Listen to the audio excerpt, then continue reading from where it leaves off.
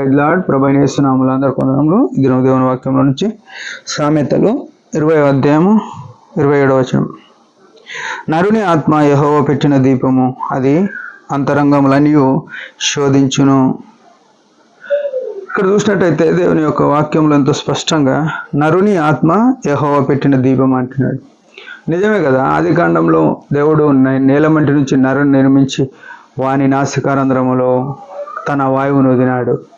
అదే యెహోవా పెట్టిన దీపం. లోకంలో ఒక సామెత ఉంటుంది, ఏమనంటే దీపం ఉన్నప్పుడే ఇల్లు చక్కబెట్టుకోవాలి అంటే, అది లోకరీతులుగా పలు విషయాల గురించి పలు సందర్భాల్లో వారి దృష్టిలో అది అర్థం ఏముందో, కానీ దేవుడు ఏం చెప్తున్నాడంటే, నీ ఆత్మ ఉన్నప్పుడే నీకు వచ్చే సువార్త, యేసుని గురించిన సువార్త, రక్షణ సువార్త అందించబడినప్పుడు నీ జీవితాన్ని సరి చేసుకో అని దేవుడు హెచ్చరిక చేస్తున్నాడు. ఈ ఉదయకాలం కూడా దేవుడు నీకు నాకు ఒక స్పష్టమైన హెచ్చరిక. ఆయన కల్వరి శిలువ రక్తంతో విమోచింపబడినప్పటికీ అనేక విషయాల్లో దేవునికి ఆయాసకరంగా దుఃఖకరంగా ఉన్న మనము ఏం చేయాలంటే, మనం బతుకున్నప్పుడే ఈ దినమే, ఈ మాట మనం గుర్తుపెట్టుకోవాలి. మన జీవితంలో ఎప్పటికీ ఒక అండర్లైన్ చేసుకోవాలి, గీత గీసుకోవాలి. ఏంటంటే, ఈ దినమే యేసుప్రభు వస్తే నేను ఎట్లున్నా, ఆయన ఎదుర్కొనడానికి నేను సిద్ధంగా ఉన్నా అనే స్థితిలోనే బతకాలి. రేపు చూస్తా అనే ఆ స్థితి ఎన్నటికీ ఉండొద్దు ఒక క్రైస్తవునికి. ఇది చాలా జాగ్రత్తగా గమనించాలి. ఈరోజే యేసుప్రభు వస్తున్నాడు, ఈరోజే నేను వెళ్ళిపోతున్నా అనే తత్వంలో మనం బతికేవారమై ఉండాలి. ఇది చాలా ప్రాముఖ్యమైన విషయం ఒక క్రైస్తవునికి. అయితే ఆయన పెట్టిన దీపము ఏం చేస్తుందంటే, అంతరంగములన్నీ, అది అంతరంగములన్నిటినీ శోధించును అంటున్నాడు. మనసులో ఏమేమి ఉన్నాయో అన్నిటినీ శోధించగలిగేది ఏంటంటే దేవుని యొక్క ఆత్మ. ఆత్మతో నింపబడిన మనము, ఆత్మ ఏం చెప్తుందంటే, గలతీ పత్రికలో రాసింది ఏమనంటే 5వ అధ్యాయం 22, ఆత్మ ఫలం ఏమనగా అనుంది అని. అక్కడ 9 రకాల ఫలాలు ఉన్నాయి. ప్రేమ, సంతోషం, సమాధానము, దయాలత్వము, దీర్ఘశాంతం, మంచితనం, విశ్వాసం, ఆశా నిగ్రహం, ఇట్లా చూసుకుంటే 9 రకాల ఫలములు ఉన్నాయి. ఆ ఫలాలు మనలో ఉన్నాయా, ఉండి అభివృద్ధిలో ఉన్నాయా, ఉండి కూలిపోయినాయా, ఇది చూసుకోవాలి.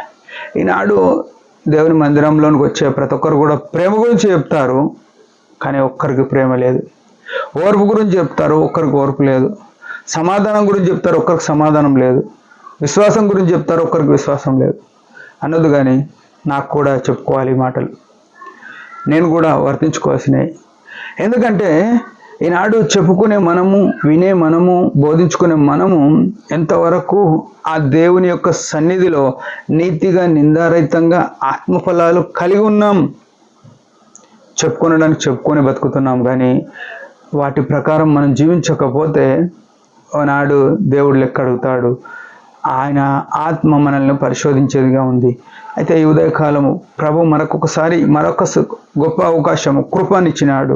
ఈ కృపను మనం నిరర్ధకం చేయగా మనం ఏం చేయాలంటే, మన జీవితమును లోతుగా పరిశీలన చేసుకొని ఆత్మ ఫలాలు మనలో ఉన్నాయా, లేకపోతే వాటిని మనము పొందడానికి ఏం చేయాలంటే, దేవుని యొక్క వాక్యము ధ్యానించడం, దేవుని యొక్క మందిరంలో ఉండడం, దేవుని మందిరంలో ఉన్నవారితో కూడా సమాధానంగా ఉండడం.